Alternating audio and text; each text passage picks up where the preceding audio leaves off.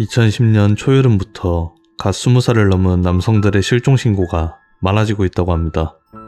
이 글을 읽는 즉시 참고만 하시기 바라며 다른 포털에서도 이에 대한 내용이 없기에 제가 알고 있는 몇 가지 사실을 알려드리고자 합니다.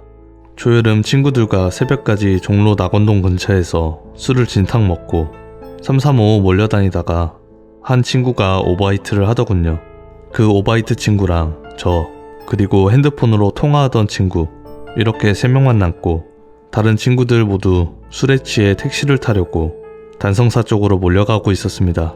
친구가 오버하이트를 심하게 하는 바람에 이 친구를 일단 집에 보내기가 너무 힘들 것 같다고 판단되었고 대충 술이나 깰 겸 편의점에서 커피를 사와 2캔 정도 먹였습니다. 통화를 하던 친구는 자기도 가야 한다며 저와 친구를 남겨두고 택시를 잡는 일행들을 향해 걸어갔습니다. PC방을 가려고 저는 친구를 부축하며 이동하고 있는데 단성사 뒷골목 쪽에서 제 친구들 몇 명이 택시 한 대를 놔두고 에워싸며 못 가게 막고 있는 게 보였습니다. 술에 취해서 자세히 보지는 못했는데 기사님이랑 신랑이가 붙어서 서로 옥신각신 욕을 하며 난리가 났었습니다. 이러다 경찰 오겠다 싶어서 얼른 취한 친구를 흔들어 정신 차리게 한 뒤 급하게 그쪽으로 가고 있었습니다. 그런데 갑자기 택시가 급출발하여 친구들을 거의 칠 듯이 스쳐가며 손살같이 사라졌고 제 친구들은 택시 뒤에 대고 욕을 하며 소리 지르고 고함치고 아무튼 난리도 아니었습니다. 그러다 진정이 된 친구들은 같은 방향인 애들끼리 뭉쳐서 택시를 타고 사라졌으며 제가 부축하던 친구와 저는 PC방으로 들어갔습니다. 그리고 이 친구하고 저는 술이 거의 깨기 시작한 오전 6시쯤에 서로 지하철을 타고 집에 왔습니다.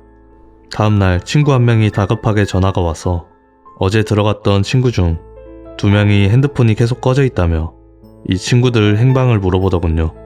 저는 PC방에 있었고 아침에 지하철 타고 집에 왔다는 말만 했습니다. 친구는 무슨 일 생긴 것 같다며 그쪽 부모님에게서 계속 전화가 온다고 좀 알아보라고 해서 제가 알고 있는 다른 친구들을 수소문하여 계속 알아봤습니다. 제가 전화해봐도 그냥 꺼져 있다고 나와서 처음에는 친구들이 핸드폰을 분실한 줄 알았습니다. 그런데 다음날이 되고 다다음날이 되어도 계속 꺼져 있길래 저 또한 생활에 지장이 있을 정도로 심히 걱정되었습니다. 경찰에 친구들 부모님이 실종 신고를 했고 실종된 2명의 행방이 현재 아직도 알 수가 없습니다. 제가 알기로는 경찰은 실종 당시 새벽에 있었던 일에 대한 CCTV를 확보하고 이들이 탄 택시 또한 추적했으나 이들을 태운 택시기사는 정확히 아현동과 수색동에 2명을 각각 따로 내려줬고 결제는 카드로 했다고 합니다. 택시기사는 정확한 건 알 수 없으나 계속 자신의 차량을 따라오던 검은색 오피러스 차량 한 대와 개인 택시로 보이는 차량 한 대가 수상했다고 진술했으며 2명을 따로 내려줄 때마다 검은색 오피러스 차량 한 대는 첫 번째 친구 내려준 곳에서부터 더 이상 따라오지 않았고 따라오던 다른 택시 또한 다른 친구를 내려준 뒤 사라졌다고 합니다. 현재 진행 상황은 경찰이 이 2 차량을 용의선상에 올려놓고 각 친구들을 내려준 방향에서 CCTV 열람 및 목격자들 탐문을 시작으로 수사를 하고 있으나 더 이상 진척된 상황이 없는 듯 합니다. 실제 친구 2명을 태워준 택시기사에게 전적으로 모든 정황을 믿고 따르고 있을 정도로 목격자도 없고 증거 자료 또한 확보되지 않은 상황입니다. 그날 있었던 우리 친구들 또한 경찰서에서 그때 상황을 모두 진술했으며 따로 혐의점을 두고 있는 다툼이 있었던 택시기사 또한 탐문 조사를 벌여 수사를 벌이고 있는 중입니다.